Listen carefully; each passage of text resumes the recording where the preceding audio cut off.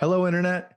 Thanks for clicking that play button, and welcome to another episode of Indigitous Pulse. This episode, we're talking all about small groups, in particular, how they can function well even while we're at a distance. Small groups have been an important part of Christian discipleship since the beginning of the church, as a way to encourage each other, hold each other accountable, and help each other grow in their walk with Christ. But the pandemic has forced us to rethink what it means to connect in that community. Can a small group that meets online still have an impact?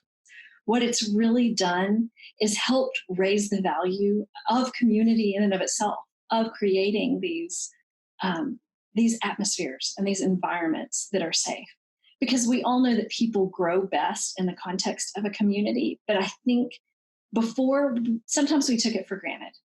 And I even remember listening to an NPR radio, a story on the radio, where they were just talking about how difficult it is for adults to find community, meaning close friends. And I think for those of us who are in the church, sometimes we take that for granted. It's just a part of being a part of a church or a community. And sometimes, even in churches, it can be hard, it can be difficult to find your people and to develop and cultivate that safety where you can really be honest and vulnerable and grow. But the fact that we are thinking about it and we're thinking about ways to make it accessible for people who maybe were feeling that need even before we've had to shelter at home, I think is a really powerful and good thing for us in the body of Christ. How great that we actually have the opportunity to be with each other, to communicate late into the evening, to talk informally after we go through some content together because of this technology. And so I think the great plus is that we can get together. And I think the longer we use it, the more familiar, the more comfortable we feel with it. So it doesn't feel quite as awkward as it used to. And we're getting the hang of it more and more. We're feeling able to be more vulnerable. One thing is, of course, the commitment of people there, like how they really make time for you to meet, how they make time for you to meet anywhere. So that would mean like even after their work or before their job or uh, even after a very tiring day, they would give you mental space for that. And I also appreciate the interconnection of lives, like there's a software developer from this city and then there's a banker from this city, and even if we are not like we're geographically near each other, but you get to get a slice of their life from there, and then they get a slice of yours from where you are. So it's kind of beautiful, like before that won't really happen. We have people who have jumped into a small group for the first time because they're on Zoom, and it's easier to work out your schedule to show up for that meeting. I know for my family, I've got 6 kids, and we haven't been in a small group in a long time, me and my wife, because just figuring out the schedule with the kids, we just haven't been able to do it. We're in a group right now, and it's been so awesome. And we're in a group with a bunch of other families that have young kids that haven't been able to be in a group before. So in some ways, me and my wife feel like we are more connected in Christ-centered community because we've been forced online. As anyone who's taken online classes knows, it's not a good idea to try to recreate the same experience of in-person gatherings for your online meetings. So how should small group meetings be adapted to work better online? The old quote that the message is the medium, it comes out really, really large here as well. And so you've got to consider limitations. We just have a limited bandwidth for staring at a screen, right? Our eye strain kicks in.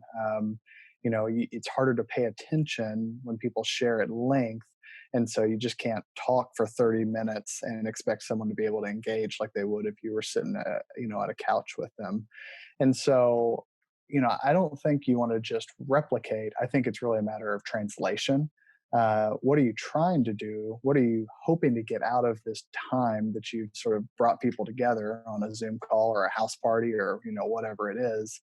And so what might you need to adjust to translate and to achieve that sort of community goal that you have?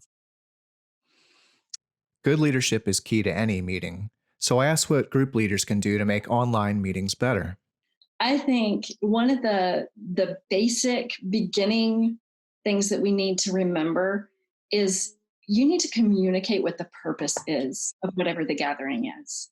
If people are coming thinking that it's going to be like a deep content meeting, like you're going to really deal with some kind of content, whether it's a Bible study or dealing with some agenda items, if you're a team that is working on a project together, something like that, and then it ends up being a relational touch point, they're kind of off balance the whole time. So I think ahead of time, if it's a Bible study, letting people know what to expect. We're going to study the Bible, or even a rough agenda. You don't have to be too terribly formal about it. But if there's going to be some informal time, let people be ready for that so that they know how to engage. Um, I think it's also helpful just helping people to prepare. There are so many platforms that are being used, and we can assume right now that everybody is a pro at Zoom, but there's all sorts of platforms people are using, right? Some of them are using Google Hangouts, some of them are using WebEx, some of them are using GoToMeeting or Skype Video or something like that.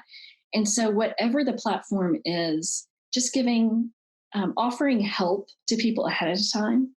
If they're unfamiliar with the platform, just help them prepare for it.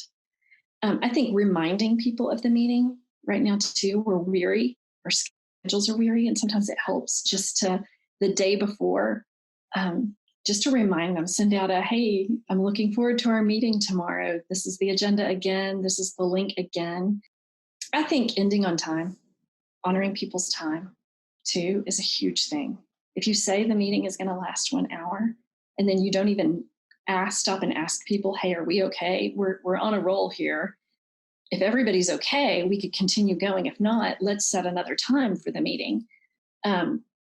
We just can't assume that people have this as their top priority and have nothing else scheduled afterwards. So it's just really respectful to honor people's time.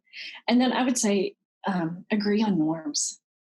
It's so hard at times, and people, I tend to think sometimes that people have the norms that I have for the 3 other groups that I meet with online. And that everybody knows that if you're not talking, you're supposed to put your computer on mute. Like everybody knows that. Everybody doesn't know that. And so I think that there are some things that you might feel like are a little parental, but it just helps everyone in the group. It's a lot better to set those expectations ahead of time than to have to correct someone afterwards. It's easy for online meetings to feel impersonal.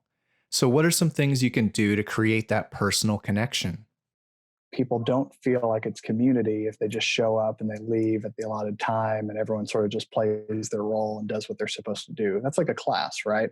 A lot of people don't look back on college and think that their community was really, their biology 101 class. But it's those places where you can say, hey, how's it going? And you can have, the conversation can go wherever it wants to go. The trouble again with the medium is that we aren't just sitting around a room with each other, so you got to be more intentional with that. And so I think some of the helpful ways to do that is by starting early, by welcoming people on, by you as the host making sure that you're on, I think, at least 5 but probably even 10 minutes early, so that you're able to welcome people in, talk, maybe think through what are a couple icebreaker questions that you sort of have in the back of your head, that you can just engage with folks, and say, hey, Johnny, thanks so much for coming in. Hey, how are you doing? I'm so glad you could make it, so that people feel welcome. A lot of what we do quite a bit is we put some buffer on the end of the time as well, and just say, hey, our time is drawn to an end. We've sort of wrapped up our content for the night. But if you want to hang on for a little bit, you're welcome to, no pressure to, and we'll leave this open just to connect with one another. And I think for some that's really valuable, and it's actually what helps them keep coming back week after week. Most small groups meet once per week, but that leaves a lot of time in between connections. So I asked what can be done to stay connected in between meetings. But if folks can't, meet up, even in small groups together face to face, I think there's a couple of great options. You've got your messaging apps like WhatsApp or GroupMe can be a really great, easy way to do that, for people to share prayer requests, for them to show pictures of each other, for them to just simply have informal conversation in between. You might think through, again, a tool like House Party, where again, it's an option to play together, where you could do games with one another. You might even watch a video, or you might watch a movie together with something like Facebook Watch or Netflix Watch, again, where you're sort of involving each other in one another's lives. And here's the really, really neat thing. Nothing beats the good old phone call midway through the week, where you're just talking one-on-one with somebody as well. So yeah, I think the principles are still the same. How can you sort of break it down? How can you add informal connection in between? And the great thing is there's tons of apps that are helping us do that right now. Go an extra mile to get to know them outside the Bible study sessions. Like, I watch their IG stories. I make an effort to comment on them, like even send a heart their way on their IG stories. Or and then through that, I get to ask more questions about them from there. Because sometimes, whenever you go into Bible study sessions, they won't, and even they won't recall what they posted on their IG stories, right? So I don't ask questions like, okay, so what were you doing last Tuesday? It's gonna be like a weird question.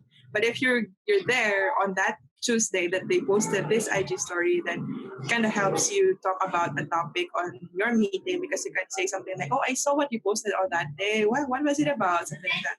So, and then I also try to set another time for them, like an extra hour within the week, something just to talk about anything, like what have they been learning, or what has been happening in their lives, or simply just do small talk during that hour. No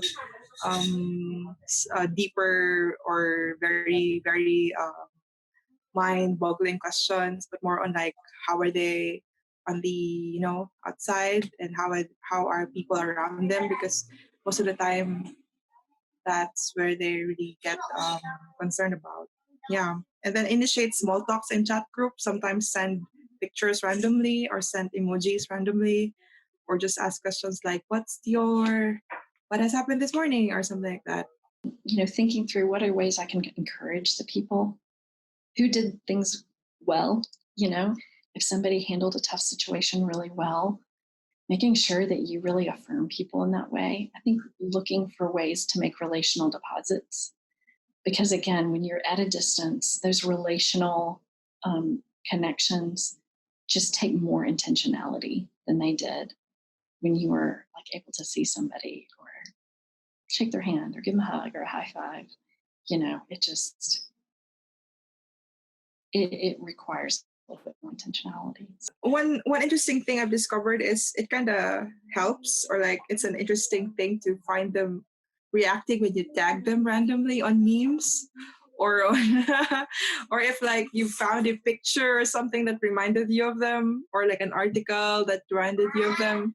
So if you just tag them there, I just thought of the term for that just this morning. I said thought candy. So it's kind of like you tag them somewhere or anywhere that led you to think about them. So kind of gives thought their way that, oh yeah, she remembered me, or like, oh yeah, that's what we talked about last time. So this is also something that I would like to include you here, something like that. And then also sharing to them what I've been up to, and then inviting them on that community. Like, could be a page. I've been following one page full of puns, and then I found one, um, and then I have this one girl in my D group that she keeps on tagging me there. So whenever she finds a funny post, and then she tags me there. So it kind of keeps it also leads you to also open them up to other people, and then same time be able to leads you to also include other people into your own discussions, not just you in your D group. Yeah. Due to the pandemic, people are now valuing community perhaps more than ever before. But how can someone who is isolated and not in a small group find one to join? Actually, a felt need that everyone has is for connection. And some people do have it and they're experiencing it. But I guarantee you there are people in your world who are not and are longing for it. And I think sometimes it's a scary thing, right? To stick yourself out there and say, hey, would you be interested in starting a group or gathering with me? But I think that it can be even as simple as, like, a friend of mine posted on social media this last week, because of some of the things that are going on in the US today concerning racial injustice and systems. She thought through and she was like, I want to grow and learn, and I want to read a book on this. And so I'm going to invite people. The bar's not set high. There's not a long-term commitment. But if anybody wants to read this book with me and discuss it, I'm going to set up a Zoom call and I'm going to start doing that. And I think you can be creative. It can be on heavy topics that we're all wrestling with right now, that everyone's kind of paying attention to, but it can also be some lighter topics. If there are just things that you're interested in, that you're missing relational connection with, it's a pretty low risk to kind of put that out on social media or among some of your friends and just say, hey, it's not like I'm not asking for a lifetime commitment, but I was thinking about doing this. I was thinking about meeting together for 15 minutes once a week to pray for our neighborhood.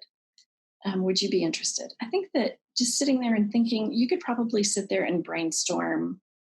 If you took 20 minutes, you could probably brainstorm 20 to 50 ideas of things that you could invite people to connect with you on. And I think that's part of what it looks like to initiate and be open and welcoming to others, is to create that space, and even reaching out and asking others, and be praying that the Lord would give you some ideas of meeting needs. And when you're connecting with friends or even on social media, you might see people who communicate a need, and reaching out to others.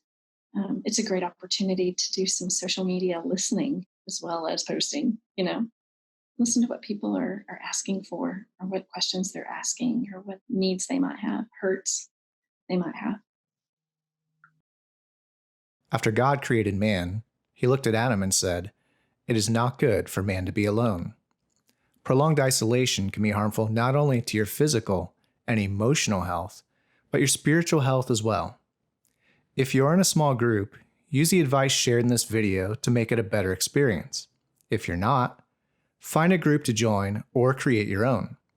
I know we're all sick of people saying we're all in this together, but as a body of Christ, we are.